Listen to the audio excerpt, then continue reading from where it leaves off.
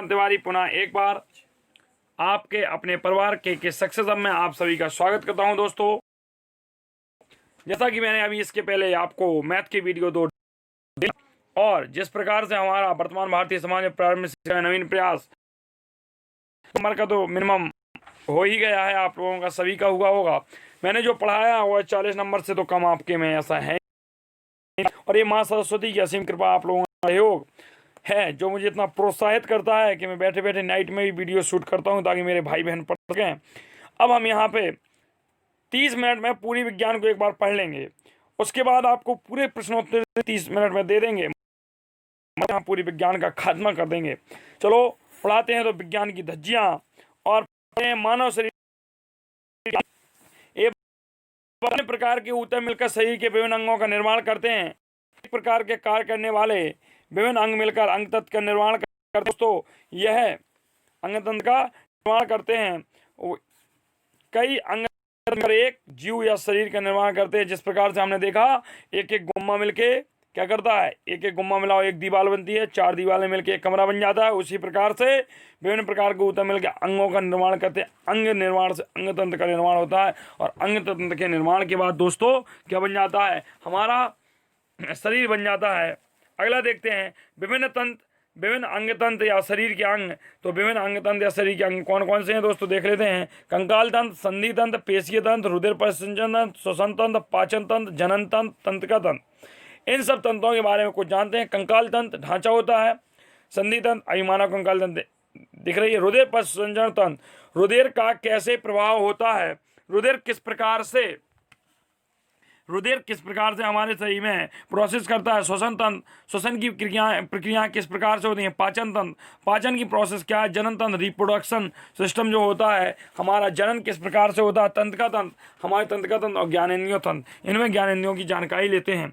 दोस्तों, आपको 1 घंटे का ये पेपर है विज्ञान का आपका, और मैं 1 घंटे में तैयार करा रहा हूँ। 2 घंटे का पेपर 2 घंटे में तैयार करा देता हूँ।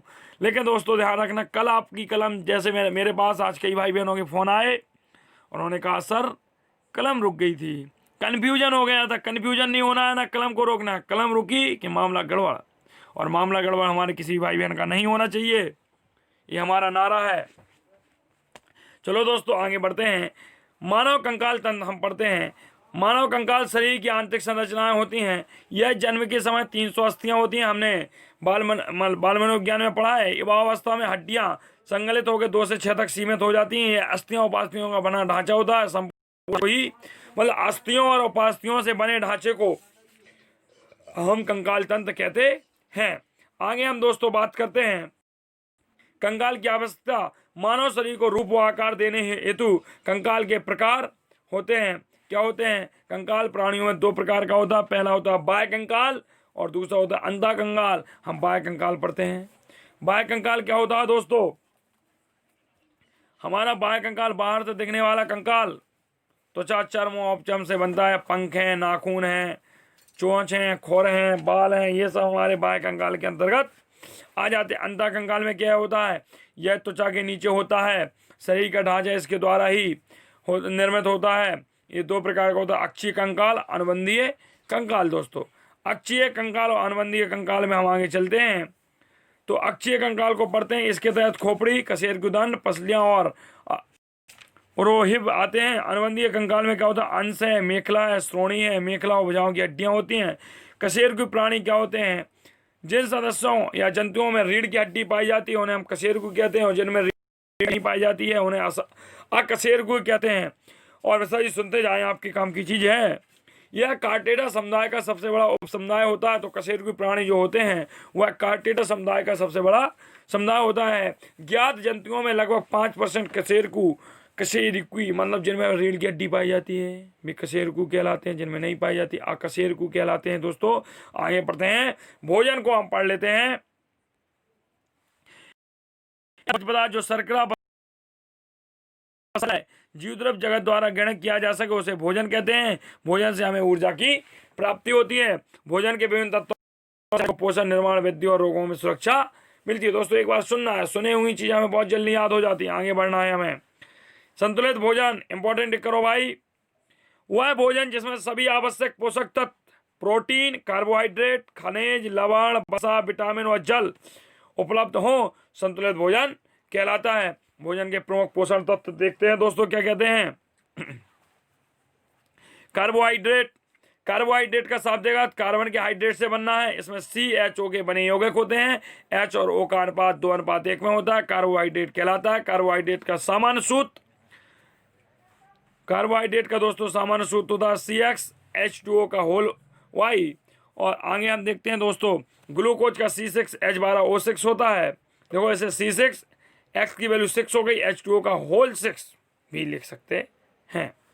आगे चलते हैं। यह मुक्त ऊर्जा देता है। सभी मीठे पदार्थों में, मीठे फल में, गन्ना, चावल आदि में कार्बोहाइड्रेट पाया जाता है। कार्बोहाइड्रेट दो प्रकार के होते हैं जी, सरल कार्बोहाइड्रेट और जटिल कार्बोहाइड्रेट। सरल कार्बोहाइड्रेट हमारे ग्लूकोज है, फ्रक्टोज है, सुक्रोज है, और जटिल कार्बोहाइड्रेट हमारे मंड है और सेल्यूलोज है।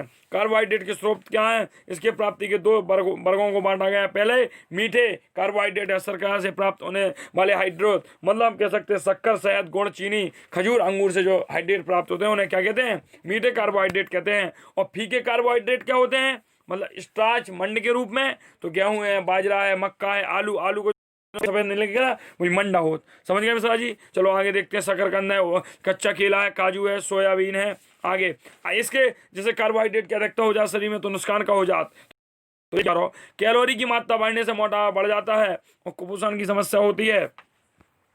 कुपोषण मतलब विकास नहीं हो पाता है। आगे हम पढ़ते हैं दोस्तों प्रोटीन क्या होता है। यह मुख्यतः शारीरिक निर्माण और वृद्धि में सहायक होता है। इसकी प्रतिशत मात्रा C जो होता है 50% होता है, H जो होता है 7% होता है, O हमारा 25% होता है, N 16% होता है और S 0.3%, फास्फोरस 0.3%। मतलब हमारे शरीर में 50% कार्बन, 7% हाइड्रोजन, 25% ऑक्सीजन और 16% nitrogen, sulphur 0.3%, phosphorus 0.3%। Mishra ji protein ऊर्जा के लिए कार्य के रूप में कार्य करते हैं। सुनते हैं। शरीर की वृद्धि, निर्माण और विकास में हेतु उपयोगी होता है। क्षतिपूर्ति और रखरखाव, टूट टाट जाओ तो तुम प्रोटीन ही तुम्हारा भरे में जैसे छुल छुलू जो जंतना उतना। फिर बताइए उत्पादन हेतु भी इसका कार्य किया जाता है। एंजाइम्स और हार्मोन निर्माण हेतु भी उपयोगी होता है। रोग निरोधक और क्षमता उत्पन्न करता है, मतलब रोगन के मारवे वालों हो प्रोटीन। प्रोटीन की दालें खाई करे, इसे अंडा मांस ना खाई करे, लेकिन अंडन में सबसे ज्यादा। अच्छा स्रोत क्या था, प्रोटीन, जंतु प्रोटीन, वनस्पति प्रोटीन। तो वनस्पति प्रोटीन खाओ मिश्रा जी तुम, दालें, सेम, सोयाबीन, फलियां हैं। और जंतु प्लेट में कहा है, फिर रगड़ो दूध, मांस, मछली, अंडा, तो फिर तुम्हें प्रोटीन मिलेगा। अच्छा तो जंतु प्रोटीन दोस्तों समझ में आ रहा है। अरे आप ही से बात कर रही है, शिष्य यहाँ भी पढ़ रहा है। चलो विटामिन क्या होते हैं, सूक्ष्म पोषक तत्व होते हैं। इनकी आवश्यकता बहुत ही सूक्ष्म होती है। ज़्यादातर विटामिन 98% पादप उत्पत्ति से होते हैं। विटामिन शरीर में नहीं बनते, इन्हें बाहर से प्राप्त किया जाता है। मिश्रा जी ध्यान रखो, प्रोटीन हमारे जो विटामिन होते हैं वो शरीर में नहीं बनते, बाहर से मंगाए जाते। अब बाहर से तुम खरीद के ले आओ, खरीदे के तो ले आओ कि ना ले आओ, बताओ। विटामिन शरीर में कभी भी ऊर्जा उत्पादन नहीं करते हैं, और जबकि प्रोटीन ऊर्जा उत्पादन करते हैं। विटामिन कार्बनिक यौगिक होते हैं, तो कार्बन हो तो कोयला ना खा लीजिए कर देना, ठीक है। कार्बन कोयले में भी होता है भाई, जो मोटरसाइकिल धुआं निकलता है वो भी कार्बन होता है, चारकोल में साजी, लेकिन वो क्या नहीं, विटामिन कार्बनिक के वो होते हैं अच्छे वाले, ठीक है। एंजाइम क्या होते हैं दोस्तों देखते हैं। जीव तंत्र में रासायनिक क्रियाओं के उत्प्रेरण हेतु विशेष प्रकार के कार्बनिक उत्प्रेरण होते हैं, इन्हें ही एंजाइम कहते हैं। और एंजाइम मुख्य प्रकार से हमारे मुख्य एंजाइम जो है उन्हें देखते हैं। Ptyalin, pepsin, rennin, trypsin, lipase. Ptyalin, pepsin, rennin, trypsin, lipase, ये हमारे प्रमुख एंजाइम हैं दोस्तों। और आगे हम विटामिन के प्रकार पढ़ते हैं। जो हमारी विटामिन होती है दो प्रकार की होती है, जला में घुलनशील, जल में घुलनशील, बसा में घुलनशील। जल में घुलनशील में सारी BCO, बसा में घुलनशील ADEK होता है। देखो विटामिन A का रासायनिक नाम रेटिनॉल होता है, या विटामिन बसा में घुला होता है। विटामिन A बसा में घुलित विटामिन होता है।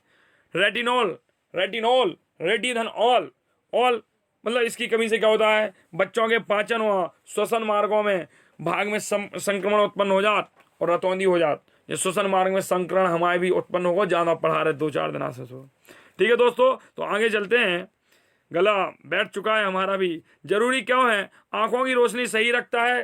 स्वस्थ मसूड़े तुम्हारे खराब हो चुके, दांतें, हड्डियाँ, स्तनपान के लिए लाभकारी, और त्वचा, बाल और नाखून की मजबूती मतलब जो बढ़ा दे। इसे विटामिन A की कमी हो गई तुम में, पूरी करो। तुम्हें क्या करने आया मसला? तो है गाजर है, दूध है, अंडा है, पालक है, हरी पत्तेदार सब्जी है, पनीर है, कद्दू है, पपीता है, मछली आदि का सेवन करना चाहिए दोस्तों। चलो अब काफी इन लोगों को पढ़ा लिया, अब अपन बात करते हैं स्पीडली। विटामिन बी, इसको बी कॉम्प्लेक्स पूछा जाता है, बहुत 100% important. Vitamin B beriberi नामक रोग होता है, जल में घुलनशील विटामिन है।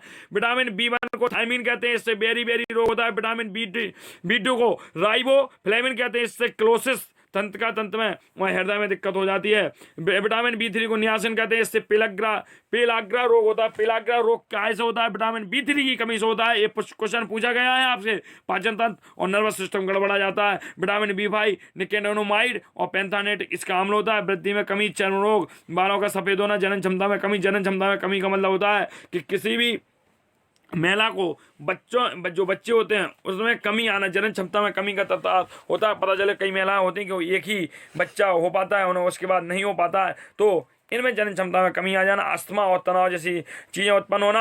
और पायरिडॉक्सिन क्या होता है? पायरिडॉक्सिन B6 का नाम पायरिडॉक्सिन कहते हैं। चर्म रोग, पेसेस, एसिस, एनीमिया, रुधिर क्षीणता जो होती है यही होती है। B9 को फॉर्मिक अम्ल कहते हैं। फॉर्मिक अम्ल की कमी से, जो इसको B9 की कमी से हमारे शरीर में रुधिर की कमी हो जाती है, वृद्धि का अवरोध हो जाता है और ब्रेस्ट कैंसर बन जाता है। मतलब हृदय का, छाती में जो कैंसर होता है उसे ब्रेस्ट कैंसर बोलते हैं।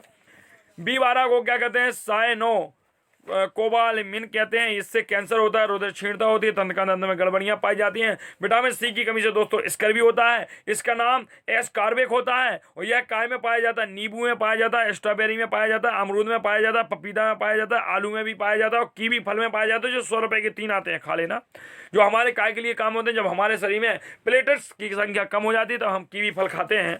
हालांकि जिनको भी प्लेटेट शरीर में कम हो जाए तो पपीता के पत्ते को तोड़ के धुल के उसके जूस का 1 कप सेवन करें आप। 1 कप से ज़्यादा नहीं, नुकसान करता है महिलाओं को। आगे देखते हैं, बसा में घुलनशील विटामिन A को रेटिनॉल कहते हैं, इससे रतौंधी और वृद्धि में अवरोध होता है। यह काय में पाया जाता है? दूध, मक्खन, दही, अंडा, यकृत, मछली, तेल, पालक आदि में पाया जाता है। विटामिन D को कैल्सीफेरॉल कहते हैं। यह रिकेटस और ऑस्टियोमोलिक्स नामक रोग होते हैं। रिकेटस बच्चों में होता है। ऑस्टियोमोलिसिया हमारे मतलब वयस्क मनुष्यों में होता है, 18 साल के बाद होता है। यह काय में पाया जाता है? मक्खन खाओ, यकृत खाओ, अंडे खाओ, सूर्य का प्रकाश आदि। सूर्य के प्रकाश की लाल मैं सुनी तो भारी में ना बैठ जाए तो दिक्कत हो जाए फिर आप लोगों ने। विटामिन E को टोकोफेरॉल कहते हैं। यह जननांग तथा पेशियों कमजोर जनन क्षमता में कमी कर देता है। मूंगफली, तेल, गेहूं, बाजरा, सोयाबीन, अंडे का और अंडे की जर्दी खाओ। मतलब जो भी हो भाई, इसे नहीं जानता मैं, अंडे का लिखा है तो अब होगा ही होगा कुछ। अगला देखते हैं, विटामिन K को फिलोक्विनोन कहते हैं और चोट लगने पर रुधिर का थक्का न जमने से अधिक रक्तस्राव होने लगता है इसकी कमी से। इसे खाने के लिए अंडा है, यकृत है, दूध है, हरी पत्तियां हैं, सब्जियां हैं, टमाटर है, गोभी है, सोयाबीन है, अनार है, ऐसी चीज़ें आप खाइए तो विटामिन K की कमी नहीं होगी। अब आगे दोस्तों हम चलते हैं, अम्ल, क्षार और लवण आ गए हमारे अम्ल। बात कर लें अम्ल से। अम्ल ऐसे यौगिक होते हैं जिनमें हाइड्रोजन प्रतिस्थापन के रूप में होता है। प्रतिस्थाप के रूप, आर्हेनियस के अनुसार आपको यही परिभाषा रटनी है। अब यही परिभाषा हम 2 बार बोलेंगे। अम्ल एक ऐसा पदार्थ है, अम्ल एक ऐसा पदार्थ है, यौगिक है जो जल में घुलकर हाइड्रोजन आयन देता है। जो जल में घुलकर हाइड्रोजन आयन देता है, हाइड्रोजन आयन H+ के अलावा कोई धन आयन नहीं देता, उसे हम क्या कहते हैं? अम्ल कहते हैं दोस्तों। हो ना सके कल यही परिभाषा पूछ लिया, इंपॉर्टेंट कर लो, हमें ऐसा लग रहा है पूछी जाएगी। हाइड्रोजन HCl, H+ HCl, ये आपके नेगेटिव है। H2SO4 से इसमें H+ निकल रहा है, मतलब ये सब क्या है? हमारे अम्ल हैं। वे पदार्थ जो स्वाद में खट्टे होते हैं अम्ल कहलाते हैं। अम्ल नीले लिटमस पेपर को लाल कर देते हैं। अम्ल प्लस क्षार मिलकर जब अम्ल और क्षार की रिएक्शन कराओगे तो लवण और जल हमारा प्राप्त हो जाता है दोस्तों। क्या हो जाता है? लवण और जल प्राप्त हो जाता है। अगला प्रश्न हम पढ़ते हैं, H+ आयन जलीय विलयन में स्वतंत्र रूप में नहीं रह सकता है। यह जल के अणु से संयोग करके हाइड्रोनियम आयन H3O+ बनाता है। लिटमस पत्र क्या होता है? अम्ल और क्षार विलयन पहचानने हेतु इसका प्रयोग किया जाता है। अगला प्रश्न पढ़ते हैं दोस्तों, प्रयोगशाला में प्रयोग आने वाला लिटमस पत्र रासेल नामक लाइकेन से में प्राप्त होता है।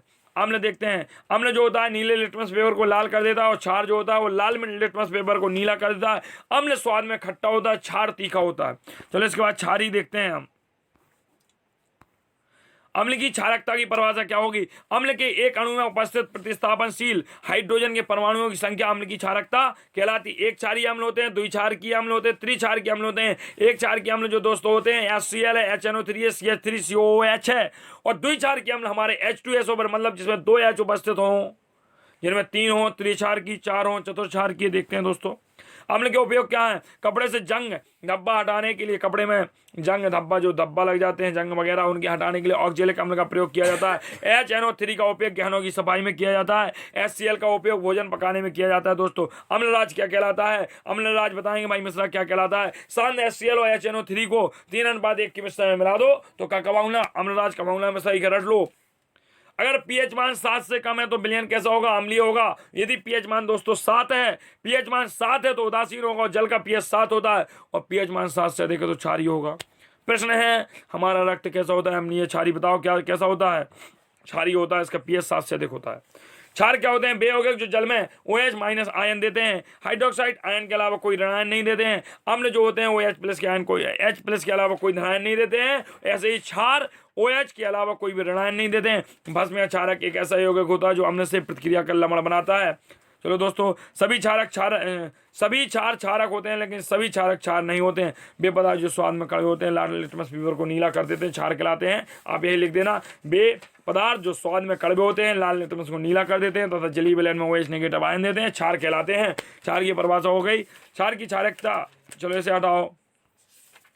क्षार का उपयोग दोस्तों क्या है, तो हम क्षार का उपयोग देख लेते हैं। साबुन बनाने में, दवा बनाने में, गैसों की अवशोषक के रूप में क्षार का उपयोग किया जाता है। दोस्तों अगला हम देखते हैं लवण क्या है, वे पदार्थ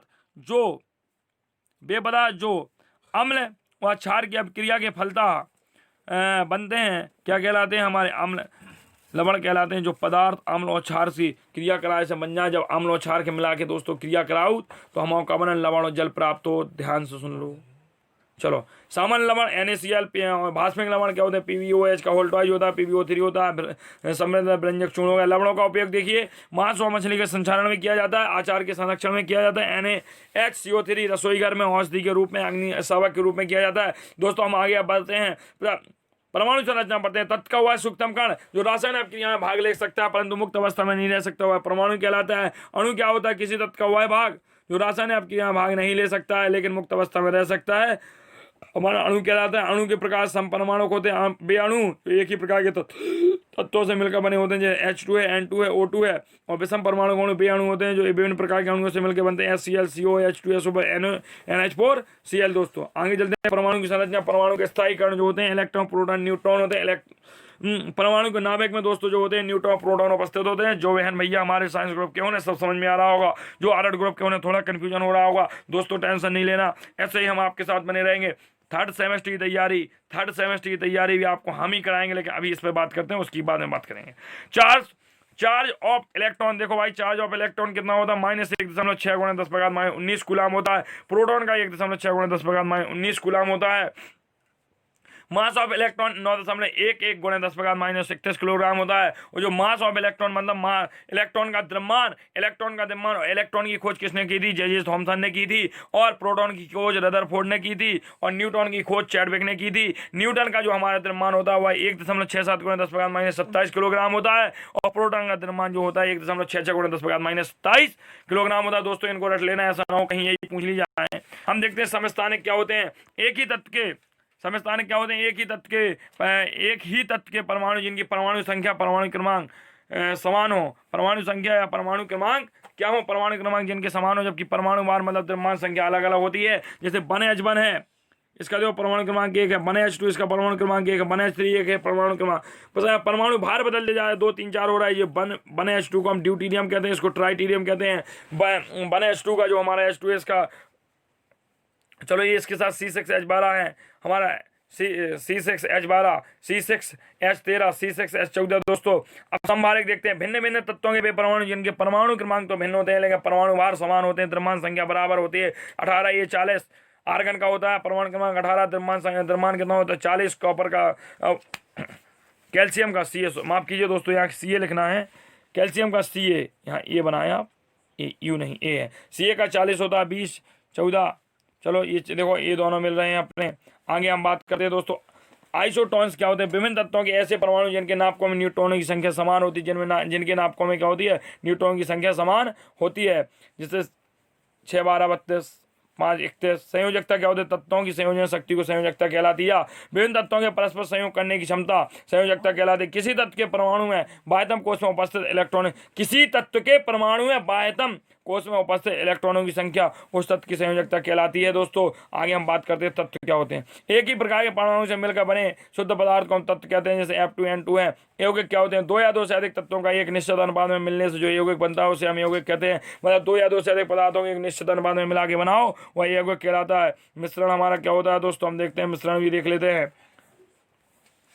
2 या 2 से अधिक पदार्थों को किसी भी अनुपात में मिलाने पर मिश्रण प्राप्त होता है, जैसे चीनी और नमक का घोल। इन्होंने कहा भाई देखो, यौगिक को मिश्रण में एक निश्चित अनुपात में मिलाओगे तो यौगिक बनेगा, अनिश्चित अनुपात में मिला दोगे मिश्रण बन जाए, जैसे चीनी और नमक का घोल। ये हमारा समांगी मिश्रण होता है। हमारा विषमांगी मिश्रण क्या होता है दोस्तों? उसे भी देख लेते हैं। विषमांगी मिश्रण होता है जब हम जल और तेल का मिश्रण करा दें, जब हम बालू और पानी का मिश्रण करा दें, विषमांगी मिश्रण होता है। दोस्तों माँ इंपॉर्टेंट लगाओ भैया, इंपॉर्टेंट कहाँ हो? IMP लगा दो, लगा लो जल्दी से। और जो कल आने हैं कन्फर्म आना है दोस्तों, कन्फर्म। थोड़ा मेरी आवाज़ बैठ गई इसलिए आवाज़ धीमी होगी। चलो देखते हैं मशीन क्या होती है। तो मशीन एक ऐसी युक्ति है जिसके द्वारा बल के परिणाम को बदला जा सकता है। सरल यंत्र, सरल मशीन सभी युक्तियों को कहते हैं जिनको चलाने हेतु केवल एक ही बल का प्रयोग किया जाता है, मशीनें कहलाती हैं। और मशीन प्रमुखतः 5 प्रकार की होती हैं: उत्तोलक, घिरनी, पेंच, झुकातल, पहिया और धुरी। 5 हो गई दोस्तों। आगे हम उत्तोलक की बात करते हैं। हमारे सिलेबस में उत्तोलक एक सीधी या टेढ़ी छड़ होती है जो किसी निश्चित बिंदु के चारों तरफ स्वतंत्रपूर्वक घूम सकती है। यह स्वयं एक बिंदु पर घूर्णन करने के सक्षम होती है। प्रकार उत्तोलक के भार, शक्ति व आयाम आलम के आधार पर 3 प्रकार के होते हैं। प्रथम प्रकार का उत्तोलक, द्वितीय प्रकार का उत्तोलक, तृतीय प्रकार का उत्तोलक। दोस्तों आलम क्या होता है? जिस निश्चित बिंदु के चारों ओर उत्तोलक की छड़ घूमती है वह आलम कहलाता है। उत्तोलक के उपयोग में लाने हेतु उस समय जो बल लगाया जाता है वह आयास कहलाता है। उत्तोलक के द्वारा जो भार या बोझ उठाया जाता है वह हमारा भार कहलाता है। प्रथम श्रेणी के उत्तोलक क्या होते हैं? तो देखो, आयास को शक्ति भी कहते हैं, ध्यान रखना। इस वर्ग के उत्तोलक में आलम, आयास तथा भार के बीच स्थापित होता है। जो आलम है, देखो दोस्तों, आलम आयास और भार के बीच में स्थित है। इस प्रकार के उत्तोलकों में यांत्रिक लाभ 1 से अधिक हो सकता है, 1 के बराबर और 1 से कम हो सकता है। मतलब प्रथम श्रेणी के जो हमारे प्रथम श्रेणी के उत्तोलक है उनका यांत्रिक लाभ 1 से ज़्यादा, 1 से कम भी हो सकता।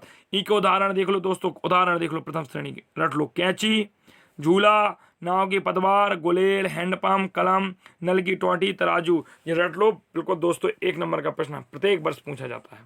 आगे हम बात करते हैं द्वितीय श्रेणी को उत्तोलक। द्वितीय श्रेणी को उत्तोलक, इस वर्ग के उत्तोलक में आलम तथा आयाम शक्ति के बीच में भार स्थित होते हैं। यांत्रिक लाभ सदैव 1 होता है। इस वर्ग में क्या होता है? देखो, इस वर्ग के उत्तोलक आलम तथा आयाम शक्ति के बीच, आयाम आयास कह लो, इसे शक्ति के बीच में भार, एक तरफ आयास होगा स्थित, एक तरफ आलम होगा स्थित और बीच में भार होगा, तो हमारा द्वितीय उत्तोलक होगा।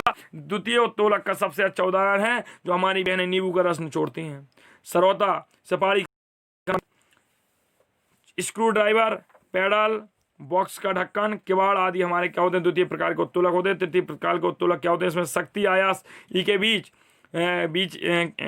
शक्ति बीच में, जबकि आलम, भार अगल बगल होते हैं। यांत्रिक लाभ 1 होता है। देखो भाई साहब, जब आयास हो गया, शक्ति बीच में हो गई, भार इस तरफ और आलम इस तरफ हो गया। इसके उदाहरण क्या होते हैं? चाकू है, हल है, फावड़ा है, चिमटा है, स्पेलर है, चूहादानी है, झाड़ू है, हॉकी स्टिक आदि है। यांत्रिक लाभ क्या होता है? किसी यंत्र की रचना द्वारा उत्पन्न बल, उस पर लगाए गए बल का अनुपात कहलाते हैं। यांत्रिक लाभ क्या होता है? हो गए। इनको प्रथम प्रकार उत्तोलक को रटने के असलम भाई प्रथम श्रेणी का कोड हो गया। कैसा? अस से आयास हो गया, शक्ति हो गई, आलम भाई मतलब जिसके बीच में। सेकंड प्रकार के आयास, अस भाई लम, आयाम पहले होगा, भार बीच में होगा, आलम बगल में होगा। द्वितीय श्रेणी को उत्तोलक हो गए। तृतीय श्रेणी को उत्तोलक क्या होते हैं? भाई असलम, तो भाई असलम से भार एक तरफ होगा, आलम एक तरफ होगा, बीच में शक्ति होगी। दोस्तों आगे हम देखते हैं, और लगभग 15 मिनट और लेंगे, हम आपको जल्दी से निपटाते हैं। ग्रीन हाउस प्रभाव को उत्पन्न करने वाली 4 गैसों के नाम carbon dioxide, chlorofluorocarbon, methane, CH4 तथा ओजोन होती है। और सबसे ज़्यादा जो हमारा ग्रीन हाउस प्रभाव करती है वह हमारी कौन सी करती है? जलवाष्प करती है, 36% प्रभाव। ग्रीन हाउस प्रभाव से आप क्या समझते हैं? कार्बन डाइऑक्साइड तथा अन्य गैसों द्वारा वायुमंडल में ऊष्मा को रोक लिया जाना ग्रीन हाउस प्रभाव कहलाता है। मतलब वायुमंडल से सूर्य की किरणें पृथ्वी पर आती हैं, लेकिन परावर्तित होकर वह वायुमंडल में वापस नहीं जाती हैं। एक हमारे कार्बन डाइऑक्साइड की परत बन गई, लेयर बन गई, उससे टकरा के फिर लौटती है। इसलिए हमारे पृथ्वी का ताप मान भी बढ़ रहा। ओजोन परत क्या है? पृथ्वी से लगभग 50 किलोमीटर की ऊपर 50 किलोमीटर ऊपर ओजोन की रक्षात्मक परत पाई जाती है। यह घातक पराबैंगनी किरणों को पृथ्वी पर आने से रोकती है। इसके क्षतिग्रस्त होने से हमारा स्वास्थ्य तथा भोजन क्या होते हैं? प्रभावित होते हैं। तंत्र का DDTP का पूरा नाम तो डाइक्लोरो डाइफेनल ट्राइक्लोरोएथेन होता है। अपमार्जक क्या होते हैं? इनका उपयोग घर, अस्पताल, औद्योगिक संस्थानों आदि की सफाई में किया जाता है, जैसे फिनाइल आदि। ये पदार्थ सुगमता से विकसित नहीं होते हैं। खाद्य श्रृंखला के माध्यम से जीवधारियों के शरीर में पहुंचकर उन्हें हानि करते हैं। तो अपमार्जक जो होते हैं। रेडियोधर्मी फॉलआउट किसे कहते हैं? परमाणु विस्फोट के फलस्वरूप निकलने वाले रेडियोधर्मी पदार्थ वायुमंडल में संघनित होने के पश्चात जहां वापस पृथ्वी पर आते हैं उन्हें रेडियोधर्मी फॉलआउट कहते हैं। मतलब कोई परमाणु विस्फोट हुआ, पदार्थ है वो वायुमंडल में चले गए, वायुमंडल में जाने के बाद संघनित होकर वर्षा या कैसे भी संघनित होकर जब जिस वापस पृथ्वी पर जहां भी गिरते हैं, जहां भी आते हैं, उसे कहते हैं। अम्ल वर्षा किन अम्लों का मिश्रण है? तो अम्ल वर्षा जो है हमारा H2SO4 और HNO3 का मिश्रण है। नेहरू युवा केंद्र की स्थापना, ध्यान रखना, नेहरू युवा केंद्र की स्थापना सन 1972 में की गई। आपदा प्रबंधन विधेयक का प्रस्तुत हुआ। आपदा प्रबंधन विधेयक सन 2005 में प्रस्तुत किया गया। जनसंख्या विस्फोट का प्रमुख कारण क्या है? अशिक्षा। जनसंख्या विस्फोट का प्रमुख कारण अनियंत्रित जन्म दर एवं जनसंख्या वृद्धि है। पहला तो हम कहेंगे अशिक्षा है।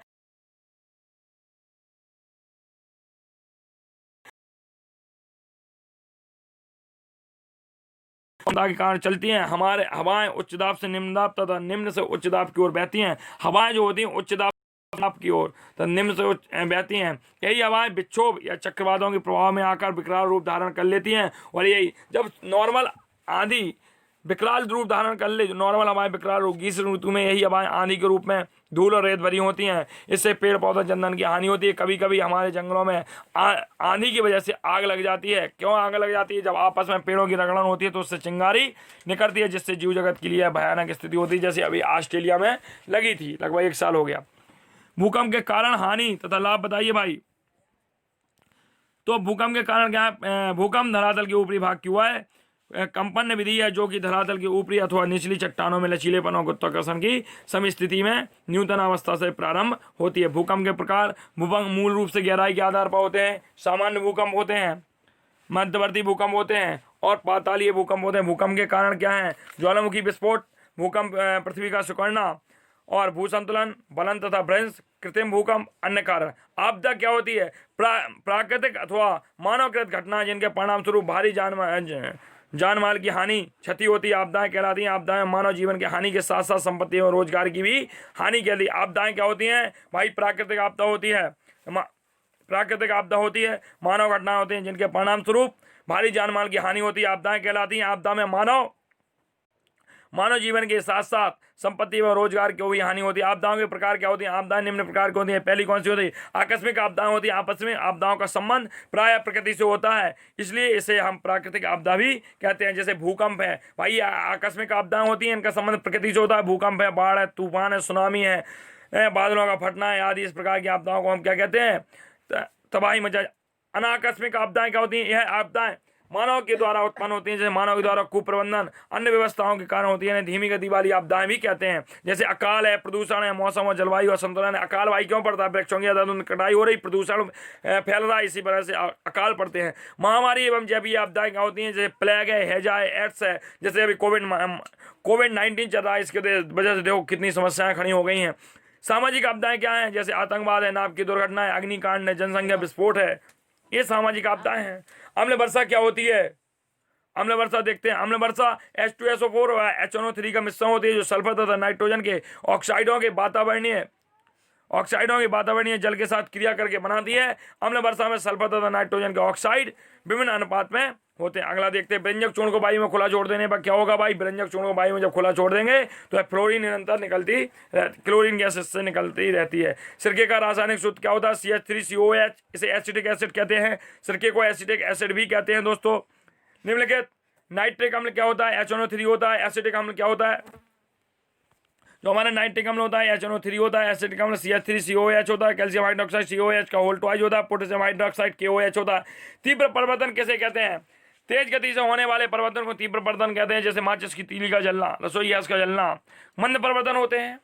अनुकूलन परिवर्तन कैसे कहते हैं? ऐसे परिवर्तन जो दैनिक जीवन के लिए उपयोगी तथा हितकर होते हैं अनुकूल परिवर्तन कहलाते हैं। जैसे पौधों का फल फूल देना, भोजन का पकना, गोबर से खाद बनाना। भौतिक तथा रासायनिक परिवर्तन में अंतर।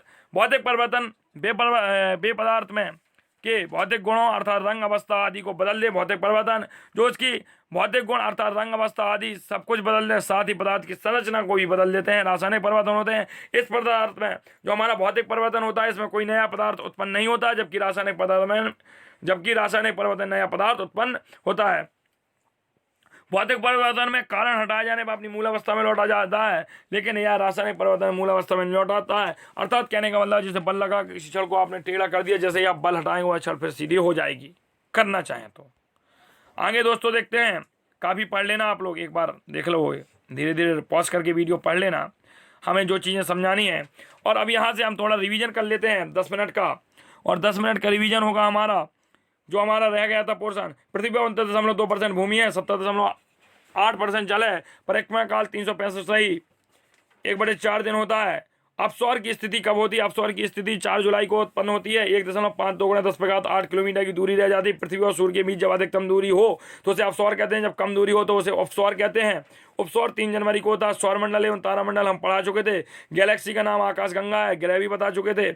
हमें ये बताना था कि सूर्य से सबसे नजदीक बुध है, फिर शुक्र है, फिर हमारी पृथ्वी है, मंगल है। पृथ्वी की बहन शुक्र को कहा जाता है। मंगल और बृहस्पति ग्रह के मध्य क्षुद्र ग्रह हमारे फिरते हैं, क्षुद्र ग्रह रहते हैं। चलो 22 अप्रैल को पृथ्वी दिवस मनाया जाता है। मंगल ग्रह के 2 उपग्रह होते हैं, फोबोस और डीमोस। आयरन ऑक्साइड की उपस्थिति का इसकी सतह लाल दिखाई देती है। मंगल ग्रह को लाल ग्रह भी कहते हैं। क्यों कहते हैं? क्योंकि आयरन ऑक्साइड की उपस्थिति का इसमें सतह लाल दिखाई देती है। डीमोस सौरमंडल का सबसे छोटा उपग्रह है। सौरमंडल का सबसे बड़ा ग्रह बृहस्पति, इसके 67 उपग्रह होते हैं। शनि के 62 होते हैं और शनि का सबसे बड़ा टाइटैनिक होता है। चलो अब हम देखते हैं सूर्य ग्रहण। सूर्य ग्रहण हमारा अमावस्या को होता है। कब होता है? जब सूर्य और पृथ्वी के मध्य में चंद्रमा आ जाए। जब सूर्य और पृथ्वी के मध्य में चंद्रमा आ जाए तो सूर्य ग्रहण पड़ेगा, और सूर्य और पृथ्वी के बीच में जब चंद्रमा आ जाता है तभी अमावस्या के दिन चंद्रमा नहीं रहता है।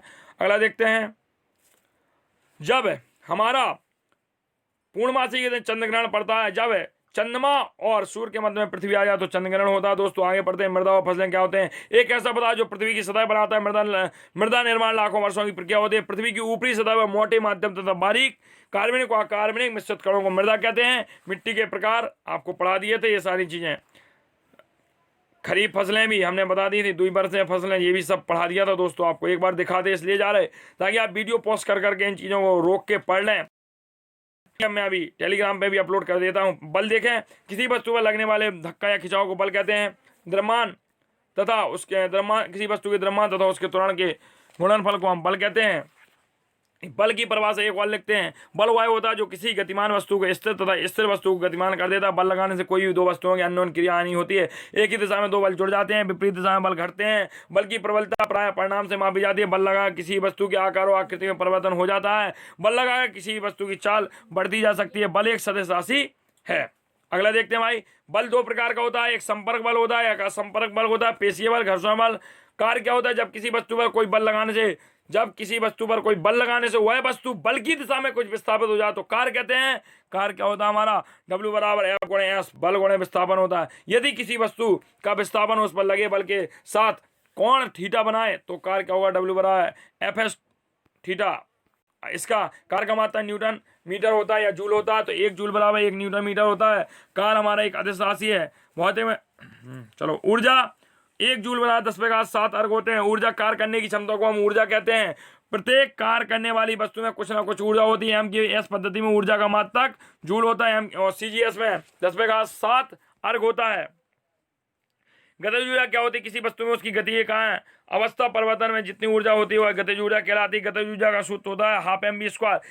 यदि घूर्णन गतिज ऊर्जा हो जाए तो ½ I ओमेगा² हो जाएगा। I जड़त्व आघूर्ण होगा, ओमेगा कोणीय वेग होगा। स्थितिज ऊर्जा क्या होती है? किसी पिंड में उसकी स्थिति का उत्पन्न ऊर्जा को हम स्थितिज ऊर्जा कहते हैं।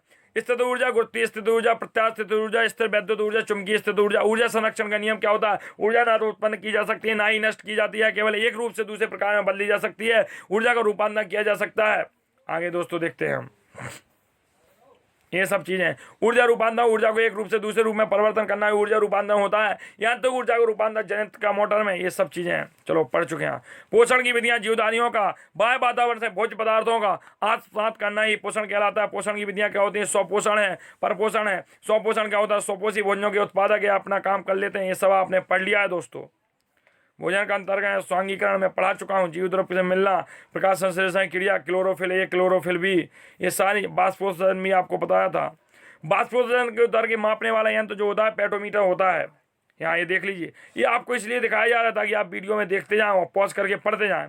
रंध्रीय बाष्पोत्सर्जन क्या होता है? जल का 90% भाग इसी से होता है। ये बाष्पोत्सर्जन की क्रिया है दोस्तों। और इस प्रकार से हमने संपूर्ण विज्ञान का अध्ययन कर लिया। अब आपके पास मात्र इस वीडियो को ज़्यादा 30 मिनट के बाद जैसे अपलोड हो जाएगा तो दूसरा वीडियो आपको प्रश्नोत्तरी, बहुविकल्पी और उसमें जो मैंने क्वेश्चन डलवाए हैं उनका वीडियो मिल जाएगा। बहुत बहुत धन्यवाद आप सभी का दोस्तों।